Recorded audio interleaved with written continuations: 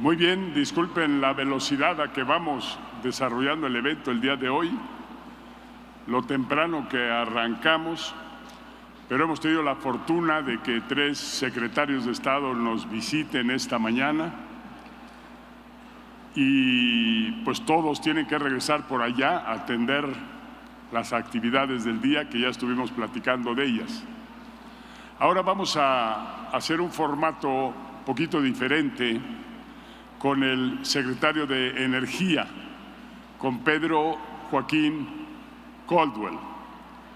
Hoy al rato, después de la presentación de él, y parte se vio el día de ayer, estas reinvenciones totales que está habiendo en muchas empresas globales que están cambiando totalmente su misión y su tarea, unas pasando de ser y dedicarse a la manufactura, a ser hoy prestadores de servicios, a ser hoy asesores, con la sabiduría que acumularon esas empresas, ahora se convierte en un producto a vender y a generar más ingresos, el producto de la consultoría, el producto del coaching, pero además lleva un sentido multiplicador en términos económicos, porque si toda esa sabiduría, experiencia, gran capacidad que se desarrolló se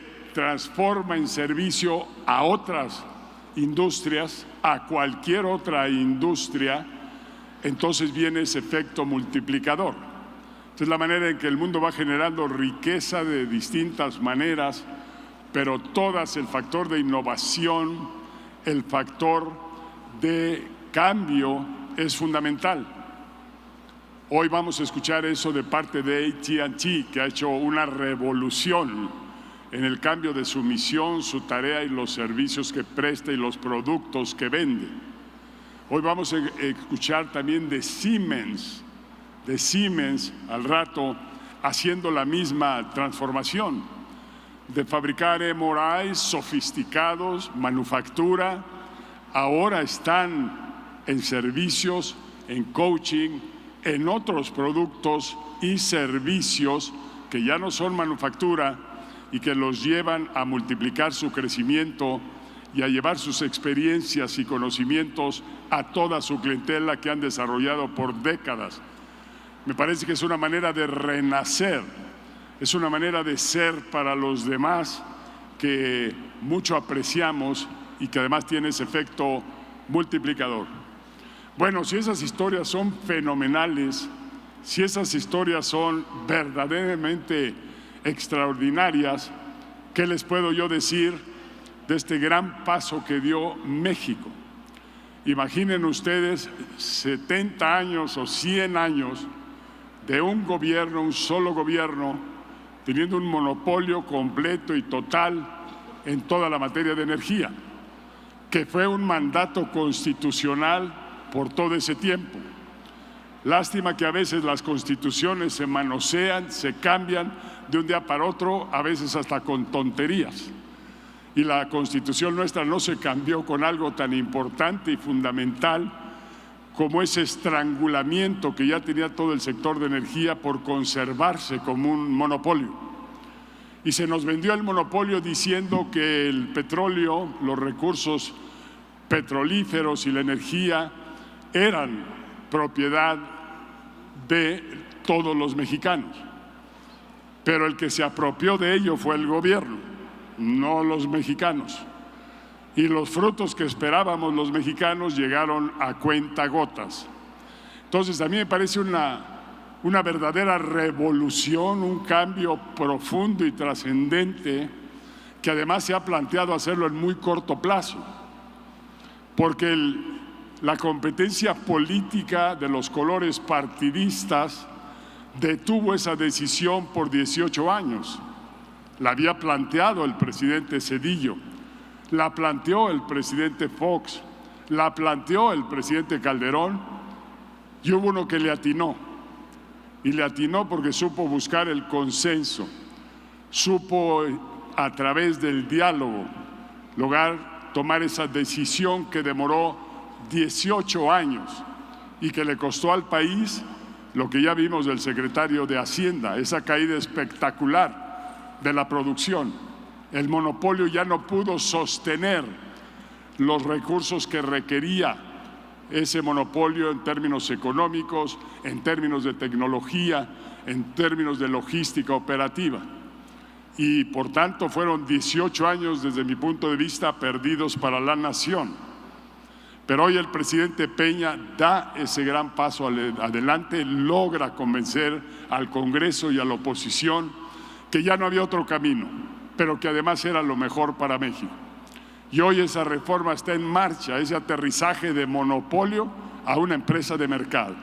Eso sí que es una transformación, eso sí que requiere innovación, genialidad, requiere talento y requiere lo que es la cereza del liderazgo, que no es nada más planear, pensar, cambiar la Constitución, cambiar las estructuras legales y jurídicas, sino hacer que las cosas ocurran.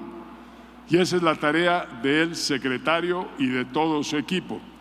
Y él nos va a platicar cómo están haciendo que las cosas ocurran a tal velocidad. Repito, cambiar de un monopolio de 70 o 100 años hacia una empresa competitiva para estar en el mercado abierto, compitiendo con las propias alternativas que ella misma está creando, y aquí me refiero a Pemex y me refiero a la CFE y a todos los demás cuerpos que tienen que ver con esta profunda reforma energética.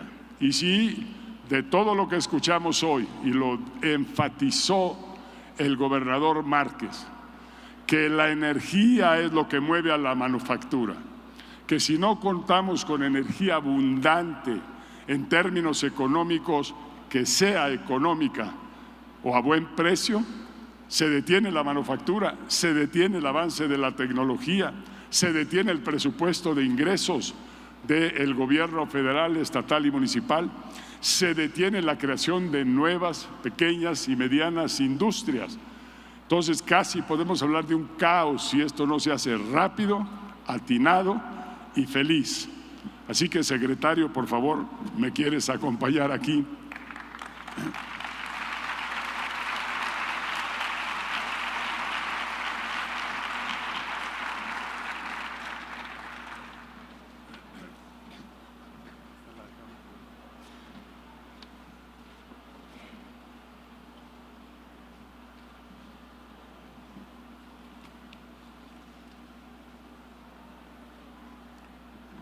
Muy buenas tardes. Me da un enorme gusto estar por tercera ocasión en los últimos años en el Centro Fox. Agradezco al presidente Fox la amable invitación a venir varias veces a compartirles la evolución de la reforma energética mexicana, porque cada una de las veces que he estado aquí han representado distintos momentos del gran cambio energético que se está dando en el país. Como decía el presidente Fox, es una reforma muy profunda, es una reforma integral. Y la primera vez les hablé de cómo estábamos modificando la Constitución, las leyes secundarias, para derribar el muro que declaraba el área de energía como zona de exclusividad de inversión para el gobierno mexicano a través de sus empresas de Estado, y abrirlo a todos los mexicanos que pudieran participar o empresas internacionales que pudieran ayudarnos a aprovechar racionalmente nuestros recursos energéticos bajo la regulación y la rectoría del Estado mexicano. La segunda ocasión que estuve aquí les hablé de cómo empezábamos a implementar la reforma energética. Implementar la reforma energética es un verdadero reto para los servidores públicos del sector energía, porque es una reforma muy profunda, muy compleja, que demanda de 8 a 10 años de implementación, de maduración, pero queremos implementarla al 100% en el sexenio del presidente Peña Nieto. Entonces, trabajamos a marchas forzadas. Hoy ya no les voy a explicar en qué consiste la reforma, les voy a presentar los logros que ya se están dando en la reforma y qué es lo que sigue. La reforma energética del presidente Peña y de las mayorías legislativas del Congreso de la Unión que la apoyaron tiene dos vertientes, la de hidrocarburos y la de electricidad. La de hidrocarburos tiene por objeto frenar la declinación tan pronunciada que ha venido sucediendo con la producción de crudo y de gas del país y que nos convierte en un país importador de petrolíferos. Esta declinación se debe principalmente a que se agotó el superyacimiento gigante de Cantarell y porque nos aferramos, como decía el presidente Fox, por demasiado tiempo a un modelo energético que lo que no hacía la empresa petrolera del Estado no lo podía hacer nadie más. Y si le faltaba presupuesto o capacidades tecnológicas o operativas para llegar, por ejemplo, a sacar el petróleo que tenemos en las aguas ultra profundas del Golfo de México, no podía llegar Pemex, ninguna otra empresa podía hacerlo. Esto es lo que ha cambiado la reforma energética. A donde Pemex puede llegar, lo explota Pemex solo o asociado con otras empresas. Donde Pemex no puede llegar, lo licitamos públicamente a empresas nacionales e internacionales en las cuales le participan al Estado hasta el 70% de sus utilidades. Entonces, la reforma de hidrocarburos busca frenar esa declinación petrolera y gasífera, busca que ganemos tecnología para poder explotar los yacimientos no convencionales de México, las aguas ultraprofundas, captar capital, y la reforma eléctrica, que es menos conocida, yo digo que es la vertiente silenciosa de la reforma energética, porque no tuvo atención mediática y poca atención política, es la reforma de la competitividad económica. También en electricidad abrimos toda la cadena de valor para buscar electricidad más limpia para México, poner las bases para transitar a las energías limpias y también procurar que principalmente las empresas tengan la opción de escoger a su proveedor de electricidad, aquel que les provee la electricidad al mejor precio y con la mejor garantía de suministro. En materia de hidrocarburos, hemos hecho ya 8 licitaciones internacionales de campos petroleros de México. Cada una de estas licitaciones ha sido diseñada por la Secretaría de Energía y la Comisión de Hidrocarburos pensando en unos objetivos de política energética. Cada una tiene características propias, está orientada para ciertos tamaños de empresas y para extraer recursos de la enorme diversidad de recursos petroleros que aún tenemos en el país, afortunadamente. Por ejemplo, ahí pueden ver ustedes, la ronda 1-1 fue en aguas someras del Golfo de México, ofertamos 14 áreas contractuales, solo adjudicamos 2, fue un mal momento, fue el inicio, pero aprendimos mucho, muchísimo, que luego lo fuimos reflejando en las siguientes rondas en que hemos tenido un mayor éxito. La 1-2, que también fue en aguas someras, 5 bloques del Golfo de México, ahí ya adjudicamos 3. Luego salimos con campos terrestres 25 y adjudicamos los 25. Luego la 1-4, que fue la joya de la corona, las aguas profundas. Salimos con 10 bloques en aguas profundas y llegamos a 8. Y luego hemos hecho la 2-1 con 15 en aguas someras, adjudicamos 10.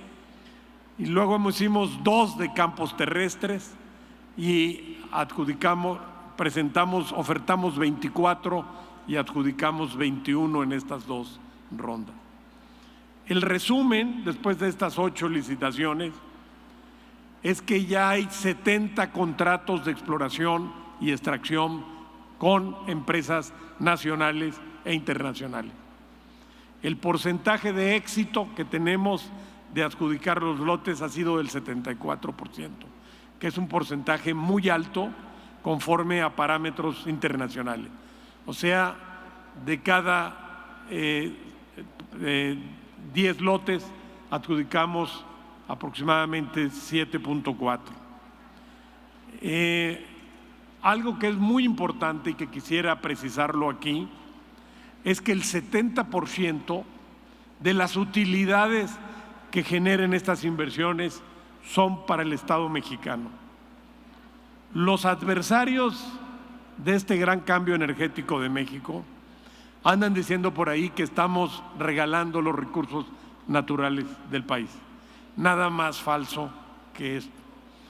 Se hacen en licitaciones abiertas a los medios de comunicación, abiertas a las participantes, al cuerpo diplomático establecido en México.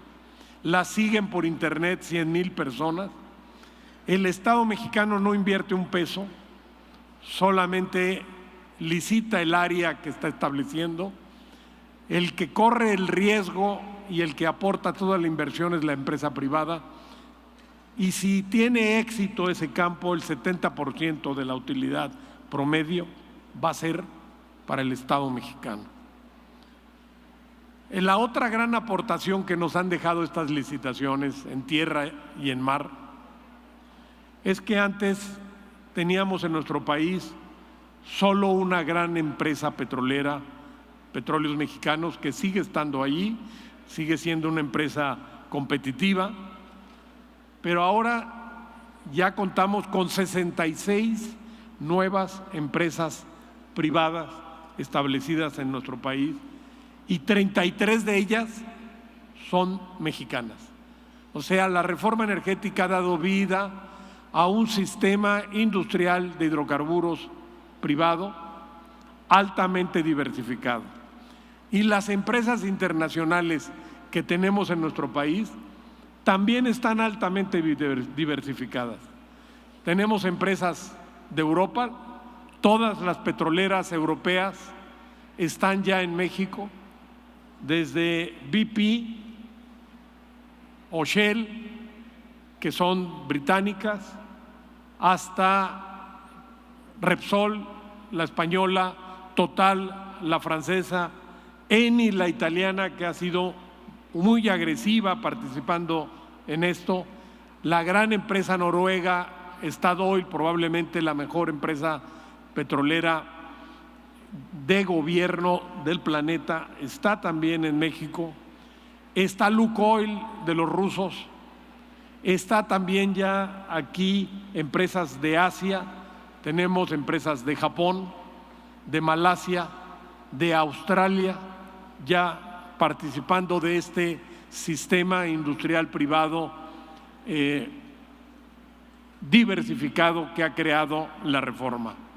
Estas áreas contractuales, si hay éxito exploratorio, van a poder aportar al país en los próximos años 59,000 millones de dólares de inversión y van a generar miles de empleos en las distintas regiones petroleras del país, directos e indirectos. Estos son los logros económicos que tenemos ya de las primeras licitaciones de la reforma energética. Pero tenemos también otros logros. Estas 8 licitaciones nos han permitido construir este sistema de licitación abierto, que es muy robusto y muy prestigiado internacionalmente. Recordemos que cuando México inició su apertura petrolera, los precios del petróleo tuvimos la mala suerte que se desplomaron. Y mucha gente nos dijo: paren la ejecución de la reforma. Decidimos continuar, pero a pesar de los precios bajos, las empresas vinieron a invertir a México. ¿Por qué motivos? Porque México tiene todavía una buena geología petrolera y porque nuestro sistema licitatorio les garantizó que las licitaciones son transparentes, piso parejo, cero discrecionalidad y se adjudican con criterios objetivos, irrefutables, la que haga la mayor oferta económica al Estado y la mayor inversión en nuestro país. Es una fórmula ponderada que fija la Secretaría de Hacienda. También hemos desarrollado en estas 8 licitaciones un modelo contractual que es altamente competitivo, porque no estamos solos en el mercado internacional de crudo, estamos compitiendo con países de América Latina, con Estados Unidos, con Canadá, con Europa, con el Medio Oriente, con África. Entonces, hemos desarrollado un modelo contractual competitivo. Hemos mejorado muchísimo la exploración en el Golfo de México. Ahora tenemos mucho más conocimiento de nuestra riqueza petrolera ahí, porque antes la sísmica solo lo podía hacer la empresa del Estado. Ahora la sísmica la puede hacer cualquier empresa privada con solo tramitar un permiso ante la Comisión Nacional de Hidrocarburos, con la obligación de pagarle una comisión a la CNH si comercializa el resultado de su sísmica y darle una copia al Estado mexicano. Entonces, hoy en día, la zona del planeta donde hay mayor actividad sísmica para fines exploratorios, sísmica de sonar, no, ahora tenemos la psicosis de los otros sismos, ¿no? Sísmica tridimensional, que es como el sonar para ir, es el conocimiento previo de lo que hay en el subsuelo, es el Golfo de México, es la parte mexicana del Golfo de México, es donde hay más actividad. Y esto nos ha permitido poner esta información geológica en el cuarto de datos en las licitaciones y darles información muy importante a las empresas y delinear adecuadamente cómo son estos bloques. Otro gran paso de la reforma es que Pemex ya está siendo parte de ella. La reforma le dio a Pemex herramientas para ser una mejor empresa petrolera. Uno de los mayores absurdos de la anterior regulación, la anterior legislación energética que teníamos en nuestro país, que llegó al exceso de prohibirle a Petróleos Mexicanos asociarse con otras empresas para extraer o explorar petróleo. Lo que es una práctica internacional profundamente extendida de que las grandes petroleras, sobre todo en aguas profundas, hacen consorcios para compartir la inversión, para compartir los riesgos, distribuir los riesgos. A Pemex le estaba prohibido. La reforma le quitó esa camisa de fuerza y ahora Pemex puede asociarse, lo que se llama en el argot petrolero los farm outs. Entonces, ya hizo su primer farm out en aguas profundas del Golfo de México, Pemex. En diciembre del año pasado se hizo la licitación. Lo ganó la más grande empresa extractiva petrolera y minera del planeta, BHP Billiton, australiana. Fue el primer socio de Pemex y van a invertir en el bloque que ganaron 11,000 millones de dólares para extraer petróleo en la zona que se conoce como el Plegado Perdido, en la costa afuera del estado de Tamaulipas. Y ahorita, Pemex está en la licitación de 3 asociaciones más, Agim Batzil, Nobilis Maximino, que ya esa será en enero próximo, Ogarrio y Cárdenas Mora. Estas 3, Agim, Ogarrio y Cárdenas Mora, se están licitando actualmente y ya adjudicó Cárdenas Mora, se adjudicó hace un rato a una empresa proveniente de Egipto que va a ser el socio de Pemex, que le va a aportar tecnología, capital para poder explotar campos terrestres. Esto también le va a permitir a Pemex mejorar sus prácticas, su know-how, conocer el know-how de las grandes petroleras del mundo, acceder a tecnología y desde luego compartir riesgos. Otro fruto que ya estamos teniendo de la reforma energética es que estas empresas privadas que hemos licitado contratos ya están teniendo resultados. Ya tenemos la primera confirmación de un descubrimiento y el primer descubrimiento hecho por empresas que no sea Petróleos Mexicanos. Es decir, han llegado a zonas donde Pemex todavía no llegaba y han encontrado petróleo, han tenido éxito. Y esto es muy bueno para las futuras licitaciones que estamos haciendo. Se trata de 2 campos ubicados en las aguas someras del Golfo de México.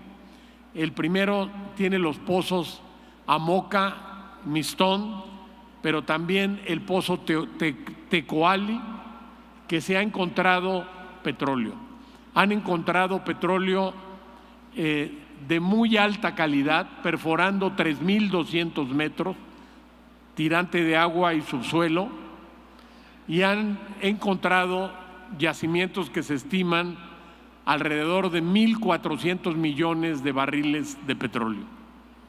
El 90% de la utilidad de este proyecto es para el Estado mexicano.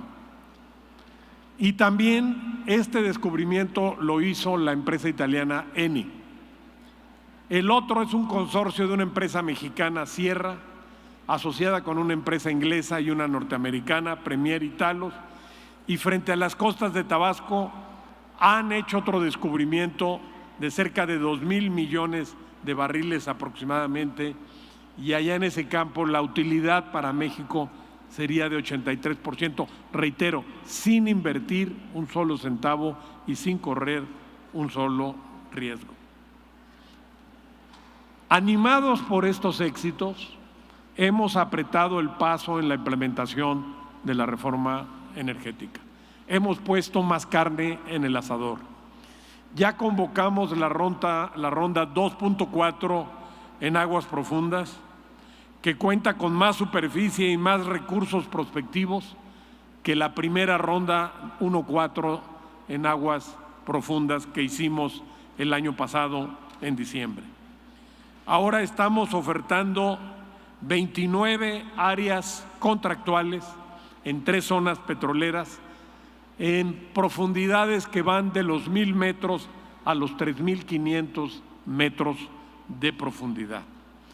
Estas zonas son el Plegado Perdido, afuera de las costas de Tamaulipas, cordilleras mexicanas a lo largo del estado de Veracruz y la cuenca Salinas hacia afuera del estado de Tabasco.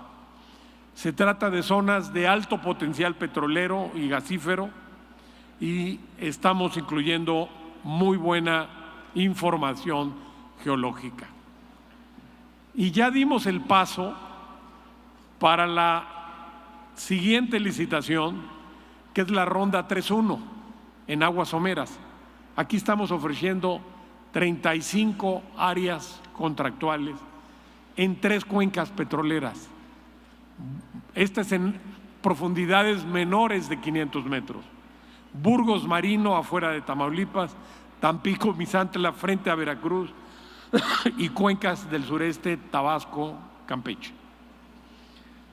Son bloques de no más de 200 metros de profundidad. Es una superficie como de 26.265 kilómetros y son zonas ricas en gas húmedo que necesitamos para alimentar nuestra industria petroquímica, que mucha falta le hace, crudo y también gas seco. Si tomamos en cuenta estas dos licitaciones, los 29 bloques petroleros que estamos ofertando en las aguas profundas del Golfo de México y que la subasta será el 31 de enero del año próximo, la subasta pública, y la de aguas someras, que la subasta será el 31 de marzo del año entrante, pues tenemos ya 64 áreas contractuales el primer trimestre del año entrante, con el cual México va a tener una presencia de una gran fuerza en el mercado internacional del crudo.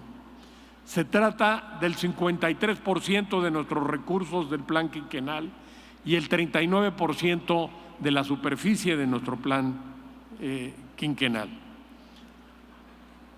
Algo importante que quería mostrarles en la siguiente gráfica es que el diseño de estas licitaciones, estamos buscando crear 3 grandes clústeres en las aguas del Golfo de México. Entre el Plegado Perdido en aguas profundas y Burgos en aguas someras sería el primer bloque.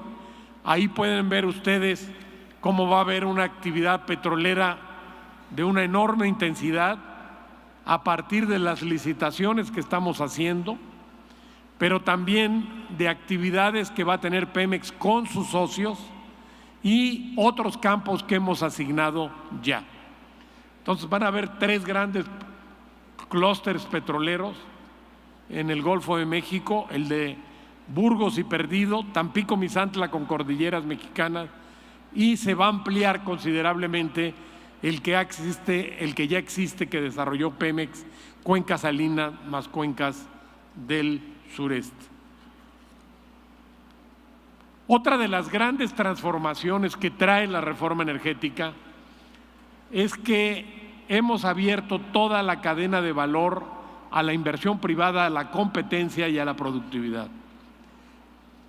Necesitamos más gas natural en México para que podamos producir electricidad más limpia, pero para que también ayudemos a muchas regiones del país a dar su desarrollo industrial, como es el caso de Guanajuato con los Ramones. Se ha abierto el mercado de gas natural, hemos subastado los ductos que antes tenía Pemex de gas, pasaron a un organismo público descentralizado que es independiente, que se llama el Senagas, y se ha abierto el acceso a esos ductos a todas las empresas interesadas en usar esas capacidades. Ya hay 35 empresas privadas utilizando la red de gasoductos de nuestro país bajo la rectoría del Senagas. Hemos liberalizado el precio del gas natural porque estaba muy bajo para incentivar más producción en nuestro país. Y estamos construyendo con inversión principalmente privada y de CFE, inversión mixta, estamos construyendo en este sexenio 7.372 kilómetros adicionales de gasoductos. Es la mayor expansión de nuestro sistema nacional de gasoductos. Estos gasoductos no son como las carreteras o los puentes que son muy visibles y muy notorios porque se entierran, pero es uno de los principales legados que va a tener el gobierno del presidente Peña en materia de infraestructura energética.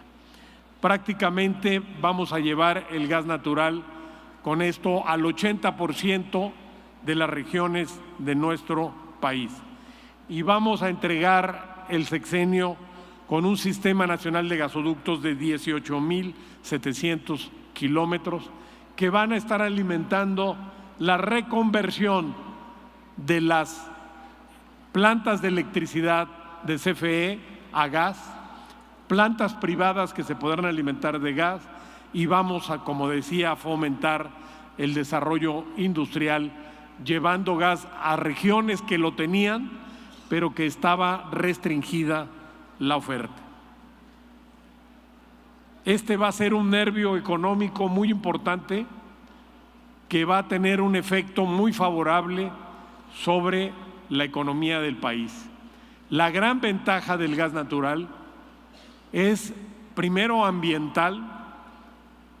Emite 70% menos de gases de efecto invernadero que todos los demás recursos fósiles, y es mucho más barato, es hasta 3 y 4 veces más barato que el diésel o la electricidad. Entonces va a ayudar mucho a bajar el costo de producción de la electricidad en México y nos va a hacer altamente competitivos. Otro de los cambios que trae la reforma energética es que nos mandata la construcción de mercados. Como funcionaba nuestro sector a partir de monopolios de Estado, el sector energía,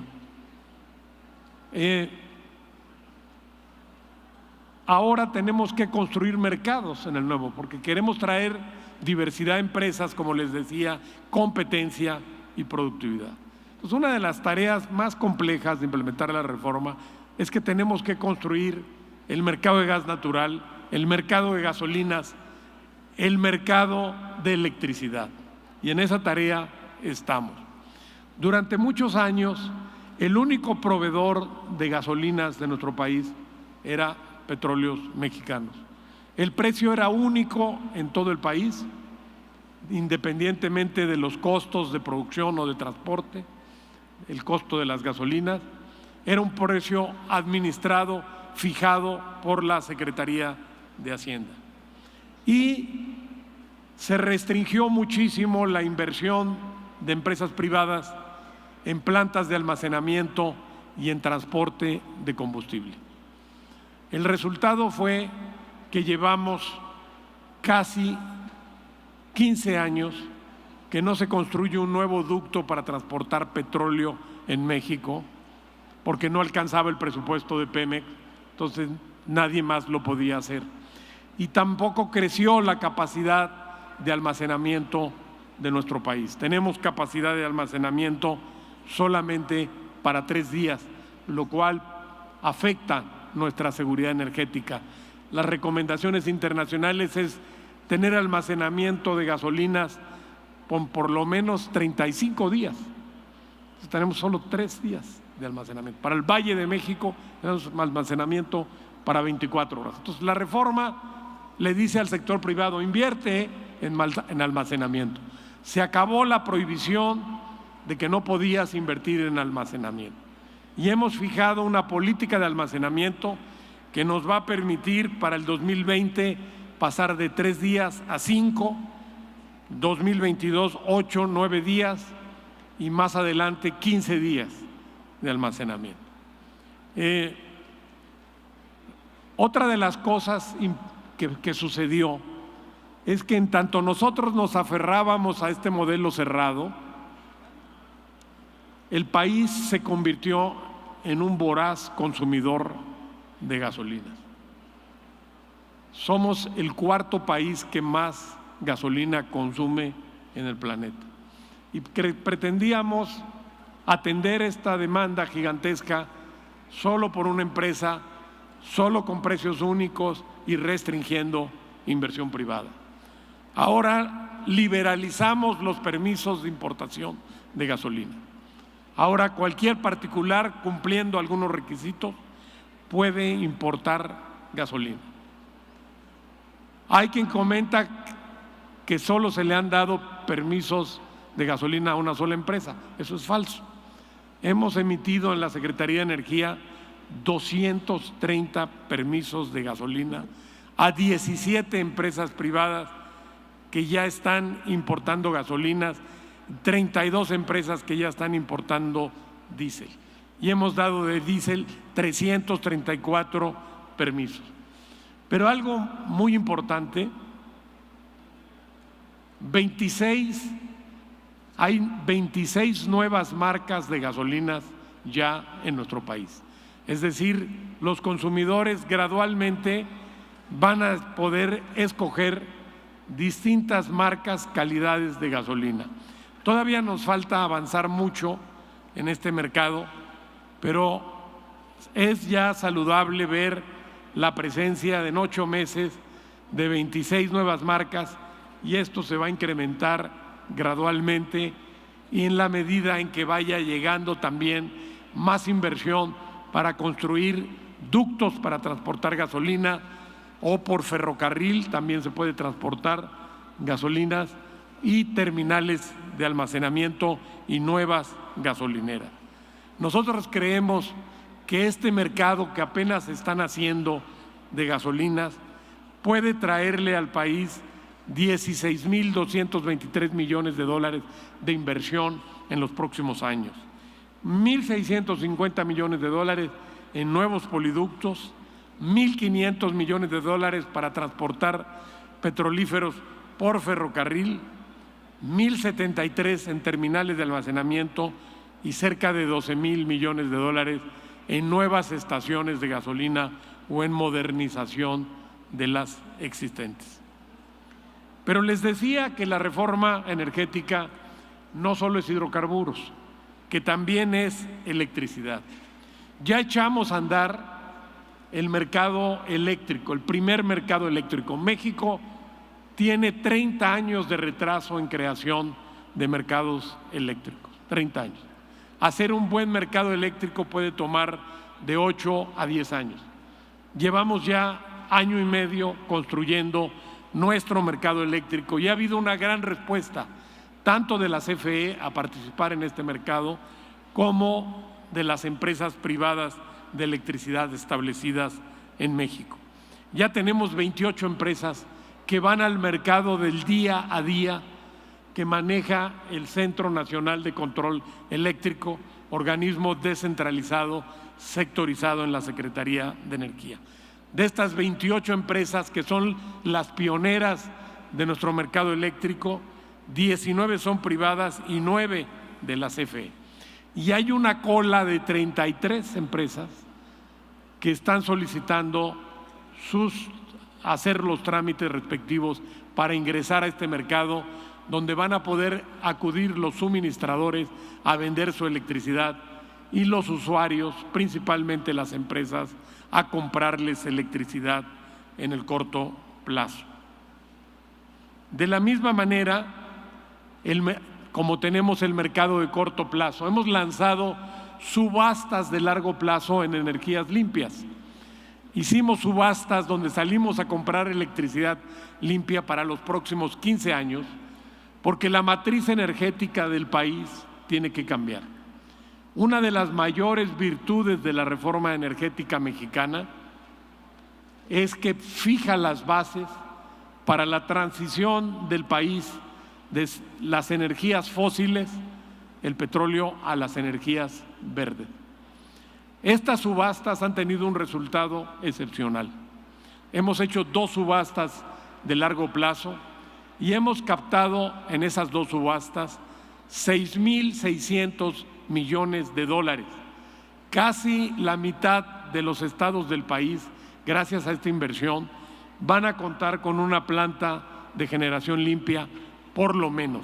Van a establecerse en los próximos 3 años, 17, 18 y 19, 52 nuevas empresas, principalmente fotovoltaicas, eólicas y algunas geotérmicas en nuestro país. Estos van a generar electricidad como para iluminar todo el estado de Guanajuato, 5,000 megawatts. Es un crecimiento del 170% de la capacidad eólica y solar del país. Y ya tenemos en marcha la tercera subasta, que la vamos a hacer en noviembre, donde creemos que podemos captar entre 2,000 y 3,000 millones de dólares adicionales en inversión de plantas de electricidad limpia. Es decir, se va a transformar la matriz energética de nuestro país y vamos a alcanzar para el 2035, gracias a estas inversiones, por lo menos para el 2034, por lo menos el 35% de la electricidad que se genera en México va a ser eólica, solar o geotérmica.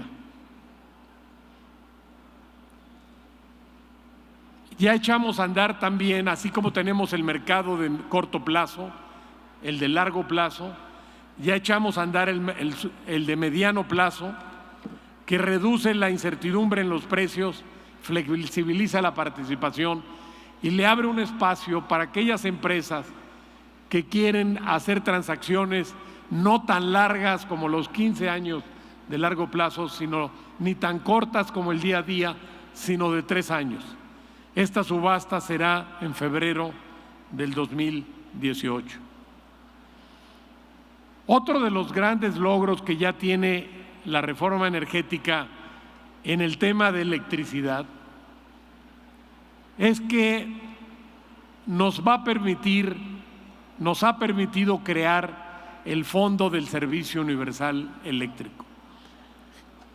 ¿Para qué es este fondo y de dónde provienen los recursos? Este fondo es para llevarles la luz a 1.8 millones de mexicanos que viven en la extrema pobreza y que no tienen acceso a la electricidad porque están principalmente en comunidades remotas de muy pocos habitantes y no ha podido llegar la electricidad.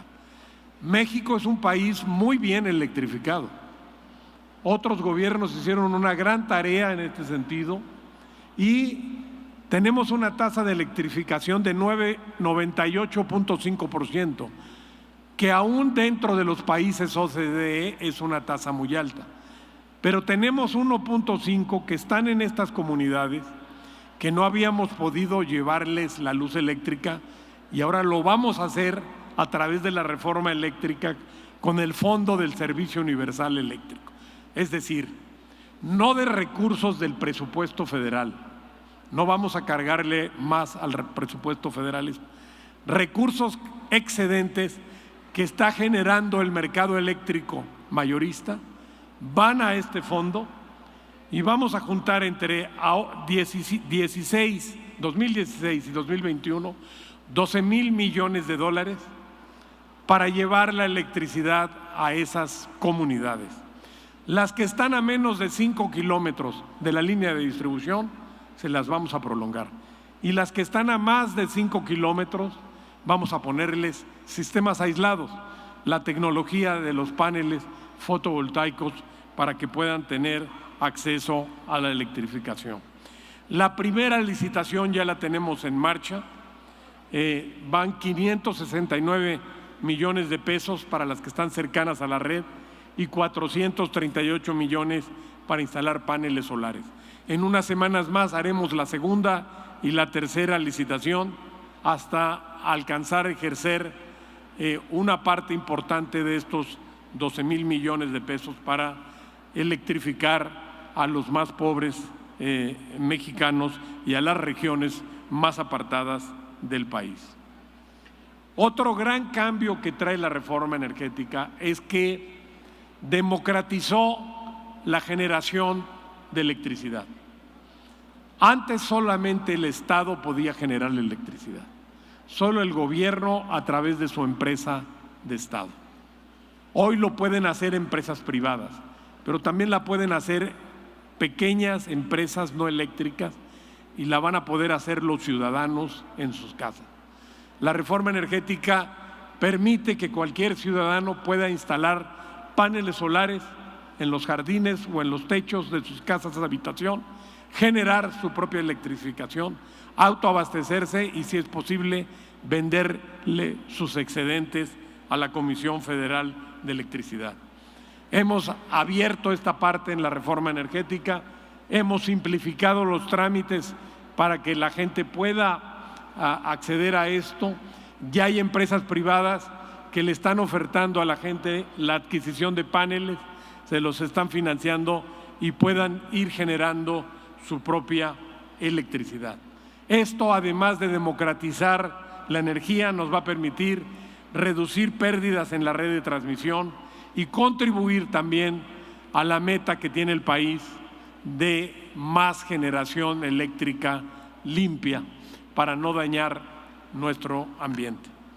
Y ya para concluir y dar paso al diálogo con el presidente Fox, quisiera hacerles un resumen de las inversiones que a la fecha ha concretado la reforma energética y que están llegando al país y llegarán todavía más a lo largo de la vida de los contratos en los próximos años. Son inversiones de cortísimo plazo, de mediano plazo y de largo plazo. Pero no estoy hablando de expectativas de inversión, estoy hablando de contratos firmados. En materia de exploración y de extracción, tenemos 70 contratos firmados con 66 empresas que traerán al país 59.260 millones de dólares. En sísmica tridimensional, 31 empresas, 15 empresas con 31 permisos están invirtiendo ya 2.000 millones de dólares en el país.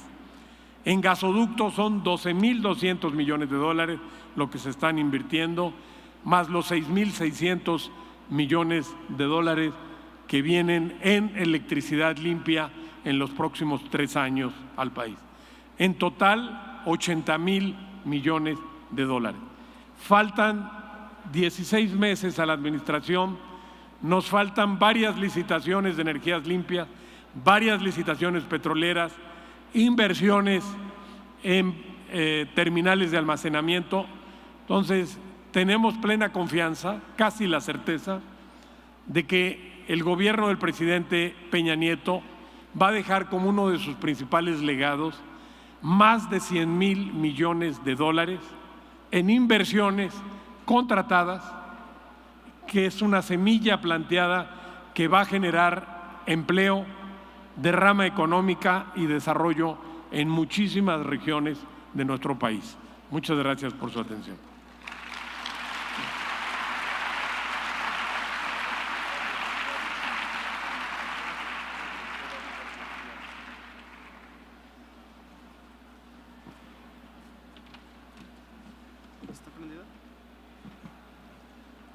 Bien, si les parece, vamos a tener un pequeño diálogo. Si hay algunas preguntas que tuvieran, si nos las pasan escritas aquí a la mesa con la doctora Espinal, con todo gusto se atienden. No vamos a tener mucho tiempo, primero por consideración a ustedes, igual consideración al secretario. Nos faltan 3 presentaciones más que tienen que ver con transformaciones profundas en empresas globales, en empresas comerciales, que también nos deben de dar mucha luz para nuestro propio quehacer, para todos aquellos que están aquí de pequeñas o medianas empresas. Prácticamente todo lo platicado aplica para ellas también. Entonces vamos a tener este pequeño diálogo y yo le voy a preguntar al secretario, para empezar, el tema de la caja, del dinero. Todo lo que se hace en materia de gobierno, una buena parte, en materia comercial y empresarial, es que va a haber de retorno. Ya nos habló de que mucho parece que va en esa dirección. La primera gran ganancia es que esos 100.000 millones de dólares de inversión del lado privado dejan de ser inversiones que hubiera tenido que enfrentar el Estado mexicano. Pero al final el ingreso, la caja, va a ser fundamental. Hacienda tiene que sobrevivir del esfuerzo de aguantar la caída de los precios del petróleo. A los presupuestos nacionales, regionales y locales también necesitan reponer un poco su dinero.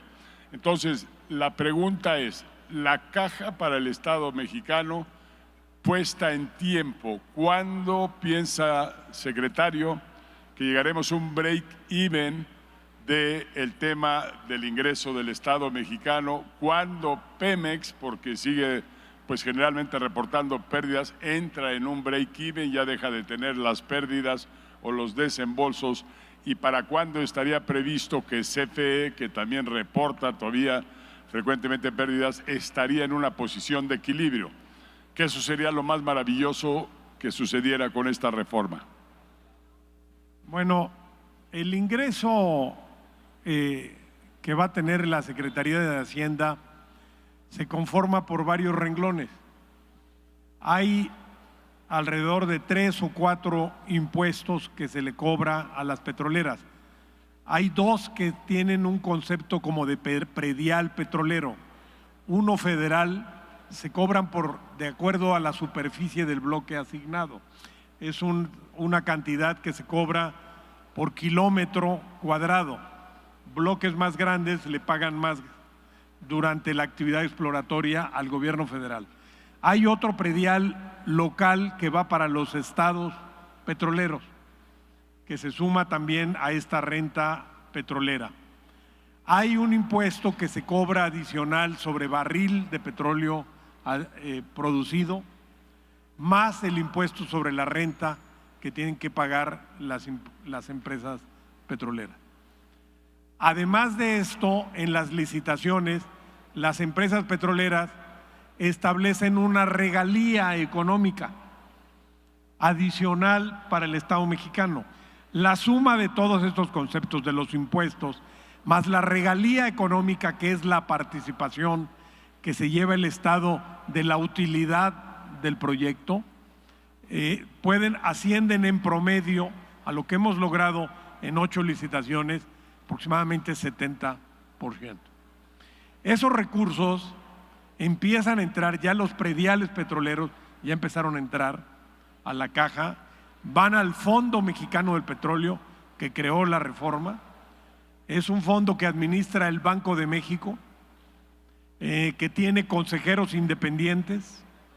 Está la Secretaría de Hacienda, estamos Energía, pero este fondo recibe ese dinero, verifica que se haya pagado con transparencia, con racionalidad, y destina a la Secretaría de Hacienda la parte que le corresponde. Cuando ese fondo empiece a generar más del 3.4% del PIB, entonces el fondo se va a ir a ahorro de largo plazo para el país, para apuntalar las pensiones de los mexicanos. Perfecto. Esto me lleva ahora al tema de la corrupción.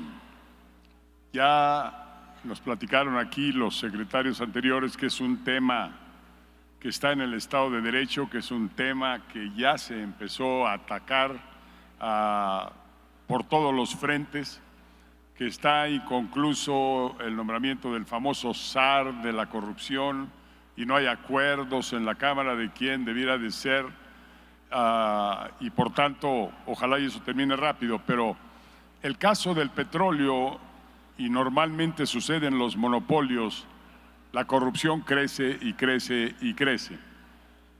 ¿Cuántas medidas hay, si nos puedes describir algunas, contra corrupción dentro de todos estos mecanismos y sistemas?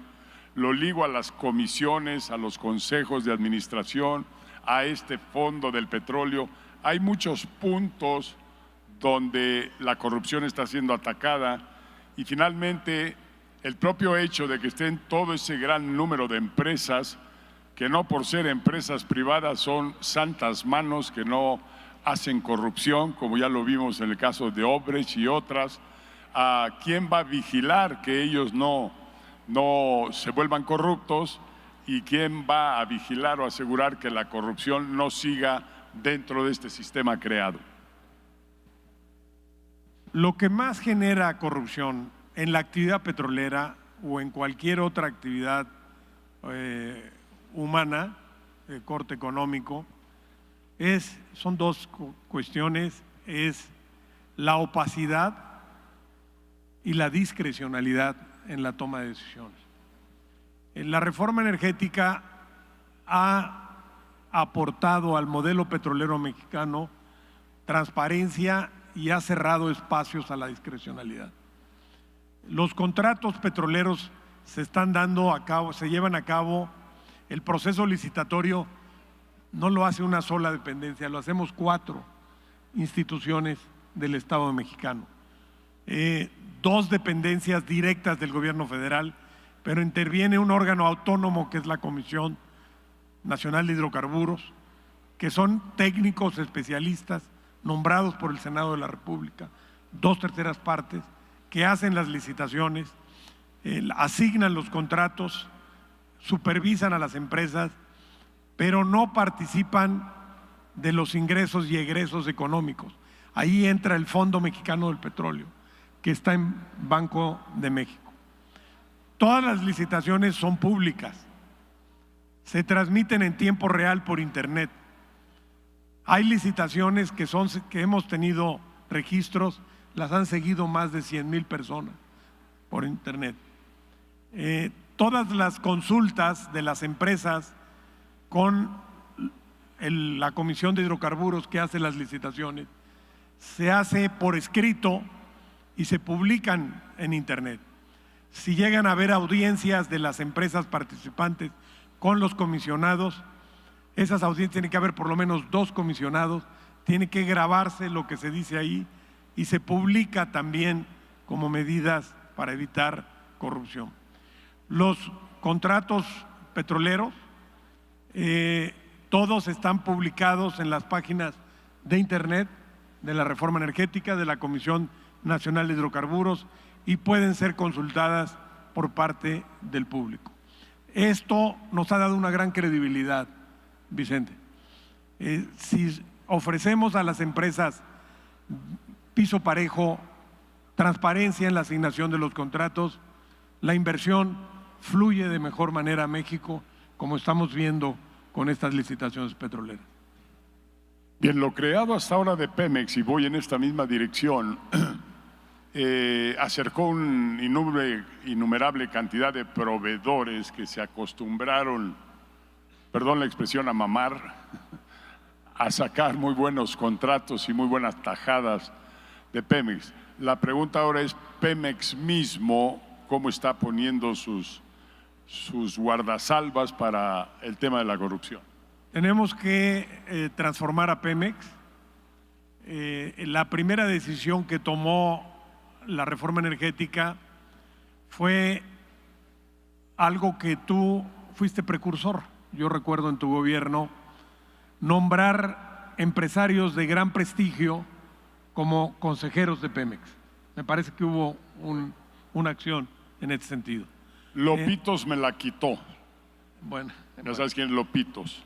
Pero ahora ya se logró. Ahora quedó en la ley, es de las cosas buenas que trae la reforma, y tenemos 5 consejeros independientes, tanto en Pemex como en CFE, que son empresarios de gran nivel, expertos petroleros, gente que no tiene vínculos directos con el gobierno.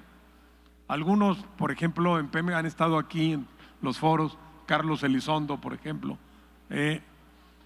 que nos ayudan a la vigilancia del funcionamiento de Pemex. Además, el Consejo de Administración ha formado un comité de auditoría que le está dando seguimiento a todas las operaciones mercantiles de compra-venta que tiene Pemex con sus proveedores. Es un trabajo que va a requerir tiempo, pero que se está trabajando en esa dirección. Tenemos ahora lo que se conoce como el escándalo de Odebrecht. En este sentido, el Consejo de Administración le pidió a la dirección de Pemex que procediera a levantar todas las denuncias correspondientes ante la Función Pública y ante la Procuraduría General de la República, que están haciendo la investigación. Se les ha dado toda la información que se dispone al respecto, y de los contratos que tenía Odebrecht de obra han sido cancelados, rescindidos o concluidos. Solo queda vigente un contrato de suministro a una empresa en la que una filial de Odebrecht es parte, junto con empresas mexicanas, Ese contrato no es de obra, es de suministro de etileno, y ese contrato sigue vigente. Todo lo más se han cancelado los vínculos y se está haciendo una investigación muy a fondo. Me supongo que Pemex, el sindicato de Pemex, conserva la titularidad dentro de Pemex. También tiene el derecho o la línea rápida a ser el sindicato de esas cientos de empresas que ahora están entrando al sector de energía. ¿Cómo se va a manejar ahí la cuestión sindical? Es contratación libre, no hay ninguna obligación de contratar con el sindicato petrolero. Queda a elección de la empresa si quiere acudir y trabajar con el sindicato petrolero o quiere trabajar con otras organizaciones sindicales que se lleguen a formar. Queda libre. El sindicato petrolero, por cierto, ya no forma parte del Consejo de Administración de Pemex. Ya no forma parte, porque había 4 miembros o 5 miembros, ya no. Ya no. Y se renegociaron las pensiones laborales bajo la fórmula peso por peso. Por cada peso que la administración le logró bajar a las pensiones, el gobierno reconoció otro. Y eso le ha bajado como en 350,000 millones de pesos los pasivos laborales a Pemex. Se va a reflejar en mejoras en lo que tú preguntabas, la rentabilidad de la empresa. Es otro ingreso a la caja, excelente. A ver, va otra relacionada, el comentario sobre el Shell, que hizo esta revolución, el fracking allá en Texas, y lo convirtió en el séptimo mayor productor de gas y de petróleo a través de esa tecnología. Se entiende que en nuestro lado, del lado mexicano, hay los mismos yacimientos derivados del carbón. ¿Esa en qué etapa va en la reforma? ¿Ya hay casos reales nuevos de autorizaciones o de licitaciones que vayan en esa dirección? Como tú bien señalas, a través de la explotación de estas rocas que se llaman las lutitas, a través de una técnica conocida como fracking, Estados Unidos ha hecho una revolución productiva de petróleo y de gas, principalmente en la zona conocida como Eagle Ford y en otras provincias petroleras. Es impresionante. Estados Unidos va a dejar de ser un país importador de petróleo gracias a esta revolución tecnológica y muy probablemente va a ser un exportador de hidrocarburos. Eagle Ford, esta formación que es rica en lutitas, no reconoce fronteras, cruza la frontera mexicana y se prolonga por Nuevo León, Coahuila, la zona de Burgos tenemos Eagle Ford, tenemos lutitas, y llega hasta la zona del norte de Veracruz, sur de Tamaulipas, Tampico, Misantla, hay 2 regiones que hay gran interés de empresas por explotar petróleo y gas, es Burgos y Tampico, Misantla, mediante la técnica del fracking. El tema es que tenemos que ser un poco más cuidadosos en la explotación de estos yacimientos llamados no convencionales, porque se hacen por fracking. El fracking requiere grandes cantidades de agua para fracturar la roca y cuartear la roca y sacar el gas, el petróleo. Hay alguna inyección de químicos y eso ha implicado que existan temor en algunas comunidades de nuestro país, en organizaciones ambientalistas, contra el fracking. Entonces, conforme a prácticas internacionales, las licitaciones de no convencionales requieren un tiempo mayor de preparación, de planificación y sobre todo de sembrar conciencia en la población, porque se ha llegado a excesos de que le echan culpa al fracking hasta de los terremotos. Entonces, se asusta a la población. Entonces, México no puede darse el lujo de dejarle a Estados Unidos que solo ellos exploten las lutitas, porque estamos importándoles gas de Estados Unidos y el 50% de nuestros recursos de gas y de petróleo están en estos yacimientos no convencionales. Entonces, es una decisión de soberanía energética entrar a esto, pero tenemos que hacerlo con cuidado. Hemos avanzado, hemos logrado varias cosas que no teníamos antes. Número uno, ya tenemos la regulación.